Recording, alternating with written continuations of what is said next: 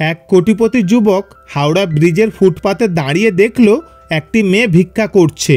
তখনই সে মেয়েটির কাছে গিয়ে বলল, তুমি আমাকে বিয়ে করবে? ঠিক সেই সময় কিছুটা দূরে পুলিশের একটি গাড়ি এসে দাঁড়ালো। দুজন কনস্টেবল হন্তদন্ত করে তাদের দিকে দৌড়ে এলো। কিন্তু কেন? এরপরই বা কি ঘটলো তা জানলে আপনার পায়ের তলা থেকে মাটি সরে যাবে। তাই আজকের ভিডিওটি একটু স্কিপ না করে একদম শেষ পর্যন্ত দেখুন। কলকাতার এক শীতের সকাল, রাস্তার বাতিগুলো তখন আধো অন্ধকারে কাঁপছে।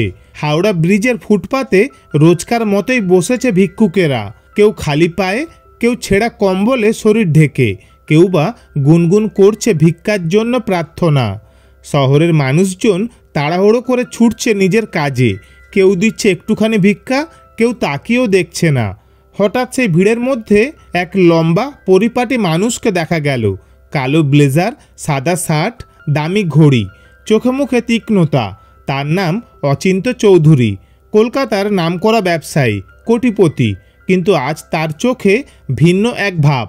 গাড়ি থেকে নেমে তিনি সোজা এগিয়ে গেলেন ফুটপাতের দিকে।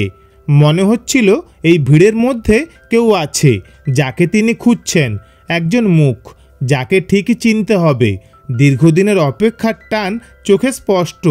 এক কোণে বসে আছে এক মেয়ে, বয়স বেশি হলে 25, কম হলে 20, মুখে ক্লান্তির ছাপ, চোখ দুটো কেমন যেন অচেনা গভীরতায় ভরা।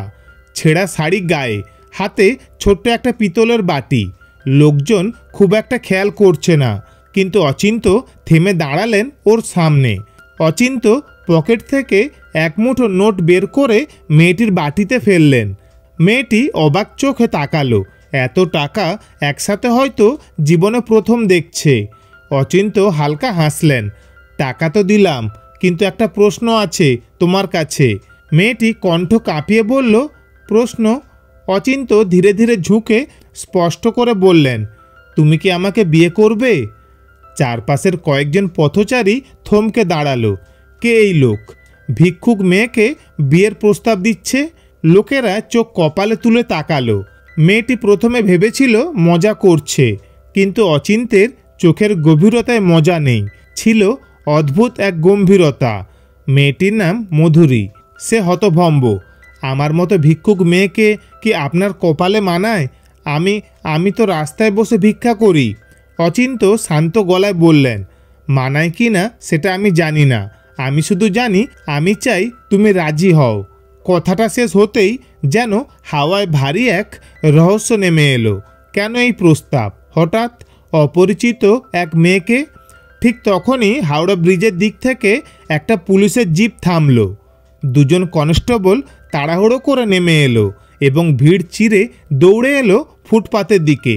মধুরীর মুখ মুহূর্তেই ফ্যাকাশে হয়ে গেল। চোখে মুখে ছায়া নেমে এলো, যেন পুরনো কোনো আতঙ্ক তাকে আবার গ্রাস করছে। মধুরীর মুখে তখনও সেই আতঙ্কের ছাপ, যেন কালো অজানা ভয় বহুদিন ধরে তাকে গ্রাস করে রেখেছে। চোখ দুটো কাঁপছিল, ঠোঁট ফেটে আসছিল কেঁপে কেঁপে।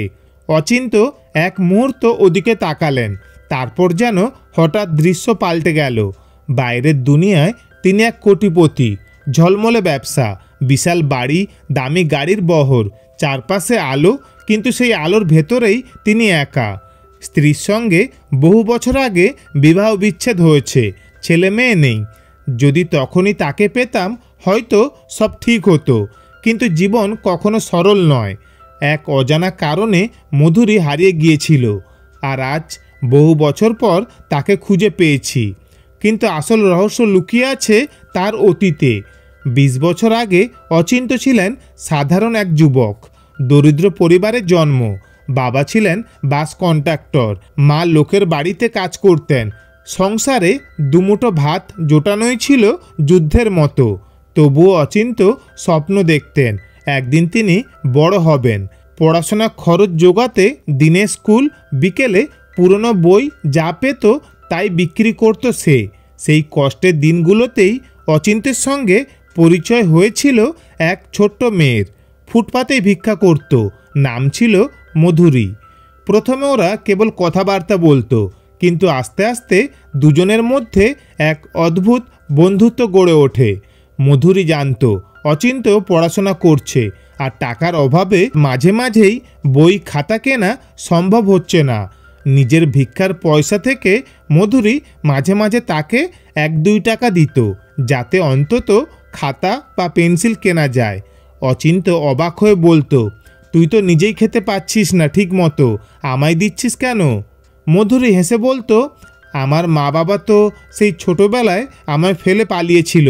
বস্তির বুড়িমাই মানুষ করেছে আমায়, কোনো রকমে বেঁচে আছি আমি। কিন্তু তোমার কথা আলাদা অচিন্তদা। মেয়েটির চোখ দুটো তখন হালকা ছলছল করত, কিন্তু ঠোঁটে ফুটতো এক আশ্চর্য হাসি।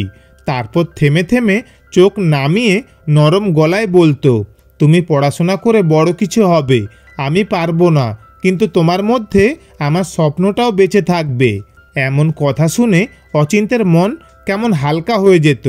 মনে হতো দারিদ্র্যের ভেতর থেকেও যেন আলো ঝলমল করে উঠছে তাদের ছোট্ট বন্ধুত্বে। সেই ছোট্ট মেয়েটি অচিন্তের সবচেয়ে বড় প্রেরণা ছিল।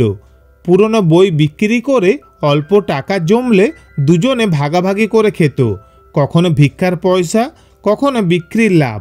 দুজনের কষ্টে বোনা ছিল এক রকমের অদ্ভুত বন্ধন। সময় এগোলো, অচিন্ত অগাধ কষ্টের মাঝেও পড়াশোনা শেষ করলো, এরপর ব্যবসায় নামলো। ধীরে ধীরে একে একে স্বপ্ন পূরণ হতে শুরু করলো। আজ তিনি কোটিপতি, কিন্তু মধুরী একদিন হঠাৎ করেই হারিয়ে গেল ভিড়ের শহরে। অচিন্ত বহু খুঁজেছিলেন, কিন্তু তাকে আর খুঁজে পাননি। যেন শহরের ধুলোয় গিলে নিল মেয়েটিকে। তবুও মনের গভীরে একটা ব্যথা রয়ে গেল। যে স্বপ্নের সূচনা দুজনে মিলে করেছিল, তার গন্তব্যে পৌঁছলেন তিনি একা। বছর কেটে গেছে, সাফল্য আর অর্থের চূড়ায় উঠেছেন তিনি। তবুও মাঝখানে গভীর রাতে হঠাৎ করে মনে পড়ে যেত মধুরীর কথা, সেই কণ্ঠ, সেই হাসি, আর কপালের ছোট্ট দাগটা যেন এখনও চোখের সামনে ভাসে। আর আজ অচিন্তের মনে আরও গভীরভাবে জেগে উঠল তার স্মৃতি, কারণ আজ মধুরীর জন্মদিন। এই দিনটা অচিন্ত কখনো ভুলতে পারেনি। ছোটবেলায় প্রতিবার জন্মদিনে মধুরী তাকে টেনে নিয়ে যেত গঙ্গার ধারে। দুজনে বসে গল্প করত, স্বপ্ন বুনত কেমন হবে তাদের আগামী জীবন। সেই স্মৃতি আজ সকালে তাকে টেনে এনেছিল এখানে। বহু বছর পর তিনি ভেবেছিলেন হয়তো একটু শান্তি পাবেন পুরনো জায়গার বাতাসে, কিন্তু গঙ্গার ঘাটে পৌঁছে তার চোখ হঠাৎ থেমে গেল। ফুটপাতে বসে আছে এক ভিখারিনী, মুখটা যেন কেমন চেনা লাগছে। আর ঠিক তখনই তিনি দেখলেন কপালের সেই পুরনো কাটার দাগ। অচিন্তের বুক কেঁপে উঠল। এ কি সত্যি সেই মধুরী? জন্মদিনের দিনে আবার তার সঙ্গে দেখা, নাকি এ কেবলই নিয়তির এক অদ্ভুত খেলা? মধুরী শুধু ভিক্ষুক নয়, ছোটবেলায় তাকে বাবা মা এক বস্তির বুড়িমার কাছে রেখে চলে যায়। এরপর থেকে সে নিজেকে সামলাতে শিখেছে। এখন সে লুকিয়ে আছে তার অতীত জড়ানো এক ভয়ঙ্কর ঘটনার সঙ্গে। মধুরী আগে কাজ করত এক ধনী ব্যবসায়ীর বাড়িতে পরিচারিকা হিসেবে। সেই ব্যবসায়ী তাকে প্রতারণা করে এক নকল কেসে ফাঁসাতে চেয়েছিল। পালিয়ে এসে সে আশ্রয় নিয়েছে ফুটপাতে, যেন সাধারণ ভিক্ষুক ভেবে কেউ চিনতে না পারে। অচিন্তের হঠাৎ প্রস্তাবে মধুরীর হৃদয় কেঁপে তুলল। এই লোককে কেন সে তাকে বিয়ে করতে চাইছে? সে কি জানে কিছু, নাকি অন্য কোনো কারণ যা মধুরী নিজেও বুঝতে পারছে না? মধুরীর চোখে অচেনা গভীরতা, আর কপালে অতীতের ক্ষতচিহ্ন। অচিন্ত চুপচাপ বসলেন তার পাশে এবং শান্ত গলায় বললেন, আমার সঙ্গে চলো, আজ রাতটা আমার কাছে কাটাও, তারপর সিদ্ধান্ত নাও। মধুরী দ্বিধায় পড়ল। এদিকে পুলিশের ভয়, অতীতের আতঙ্ক। সে নীরবে রাজি হলো, জানে এক রাতের আশ্রয় তাকে নিরাপত্তা দেবে। কিন্তু মনে রয়ে গেল প্রশ্নের ভিড়, এই লোক কি সত্যি বিশ্বাসযোগ্য? অচিন্ত গাড়িতে বসিয়ে মধুরীকে প্রাসাদের দিকে নিয়ে যাচ্ছিলেন। হঠাৎই রাস্তার মোড়ে পুলিশের একটি গাড়ি থেমে গেল। দুজন কনস্টেবল দ্রুত নেমে এসে গাড়ির দিকে দৌড়ে গেল। মধুরীর হৃদয় জোরে জোরে ধুকপুক করতে লাগলো। সে ভয় পাচ্ছিল, ওরা কি আমাকে ধরে নেবে? কিন্তু অচিন্ত শান্তভাবে গাড়ি থেকে নেমে তাদের সঙ্গে কয়েক মুহূর্ত কথা বললেন।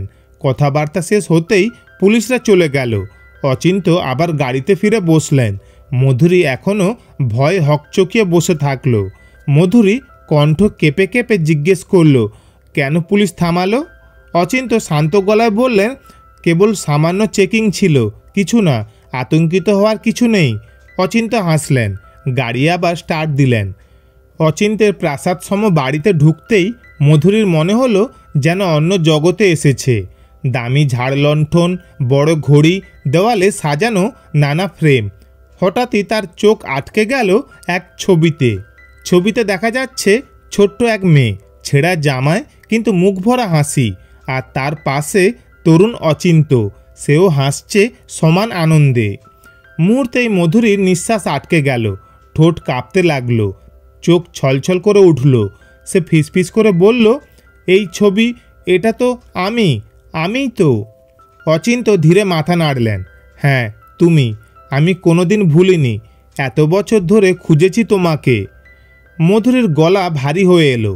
সে কাঁপা গলায় বলল, অচিন্তদা, তুমি কোথায় ছিলে এতদিন?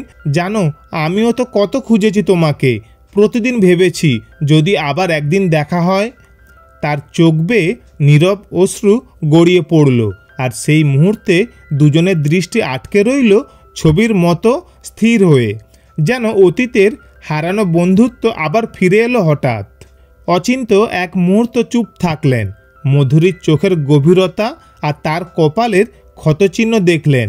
তারপর ধীরে ধীরে কণ্ঠে নরম অথচ গভীর ভাব নিয়ে বললেন, মধুরী, কিন্তু তোমাকে যে চুরির নামে ফাঁসানো হয়েছে, সেখানে তুমি কিভাবে টিকতে পেরেছিলে? কিভাবে এতদিন বেঁচে থাকতে পেরেছিলে?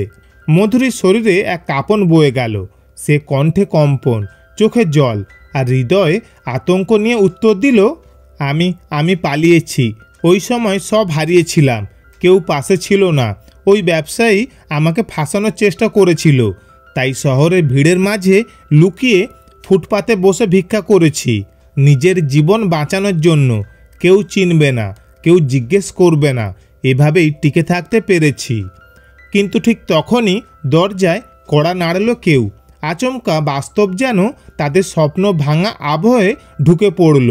এক অচেনা মানুষ ঢুকল, কালো স্যুট, ভয়ানক দৃষ্টি। সেই ব্যবসায়ী যে একদিন মধুরীকে ফাঁসিয়েছিল। সে গর্জে উঠল, অচিন্তবাবু, আপনি ভুল করছেন। এই মেয়েটা অপরাধী, আমার বাড়ি থেকে চুরি করে পালিয়েছে। অচিন্ত শান্ত স্বরে বললেন, আমি সত্যিটা জানি। তোমার মিথ্যে আর বেশি দিন টিকবে না। আমি নীরবে প্রমাণ জোগাড় করছি। প্রয়োজন হলে এগুলো কালই আদালতে উপস্থাপন করব। ব্যবসায়ী হুমকি দিয়ে চলে গেল। মধুরী বিস্ময়ে তাকিয়ে রইল। এত বছর সে ভয়ে পালিয়ে বেরিয়েছিল, অথচ অচিন্ত নীরবে সত্যটা সংগ্রহ করে ফেলছে।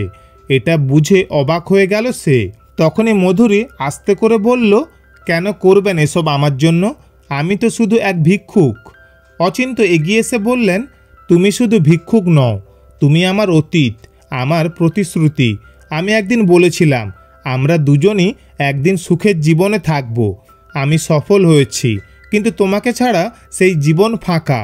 তাই আজও জিজ্ঞেস করছি, তুমি কি আমাকে বিয়ে করবে?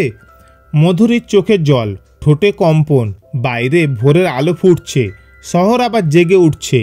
জানালার কাঁচে আলো পড়ে যেন এক নতুন শুরু ঘোষণা করল। মধুরী ধীরে মাথা নাড়ল। হ্যাঁ। এর পরের দিন অচিন্ত সমস্ত প্রমাণ আদালতে উপস্থাপন করলেন। ব্যবসায়ীকে দোষী সাব্যস্ত করা হলো। বিচার শেষ হতেই অচিন্ত মধুরীর হাতে ফিরিয়ে দিলেন নিরাপত্তা, প্রতিশ্রুতি এবং ন্যায়ের নিশ্চয়তা, সব কিছু যা এতদিন শুধু স্বপ্নের মতো ছিল। পরের সপ্তাহেই খবরের কাগজে হইচই। কোটিপতি ব্যবসায়ী অচিন্ত চৌধুরী বিয়ে করলেন প্রাক্তন ভিক্ষুক মেয়েকে। মানুষ অবাক, কারো চোখে বিদ্রূপ, কারো চোখে প্রশ্ন, আবার অনেকের চোখে অদ্ভুত সম্মান। কিন্তু অচিন্তর কাছে এসবের মূল্য নেই। তার জীবনের ধাঁধা আজ মিটছে, আর মধুরীর জীবনে এসেছে নতুন সূর্য। বিয়ের পরে সেই দীর্ঘদিন ধরে আটকে থাকা বড় ব্যবসায়িক ডিলও চূড়ান্তভাবে সাফল্য লাভ করল। এক কঠিন পরিশ্রমের শেষে সব ঠিকঠাকভাবে দাঁড়ালো। অচিন্ত এবার সত্যি অনুভব করলেন, সফলতা শুধু অর্থ নয়, শান্তি, প্রতিশ্রুতি আর ভালোবাসার পূর্ণতা। অচিন্তের অদ্ভুত প্রস্তাবের পেছনে লুকিয়েছিল কেবল অর্থ বা দয়া নয়, ছিল এক দীর্ঘদিনের অটল প্রতিশ্রুতি আর অচেনা গভীর ভালোবাসার রহস্য। আর আজ সেই প্রতিশ্রুতি পূর্ণ হলো, সাথে এসেছে জীবনের আরেকটি বড় সাফল্য। তো বন্ধুরা, আজকের এই গল্পটি তোমাদের কেমন লাগলো সেটা কমেন্টে জানিও। আর গল্পটি ভালো লাগলে লাইক ও শেয়ার করো। ধন্যবাদ।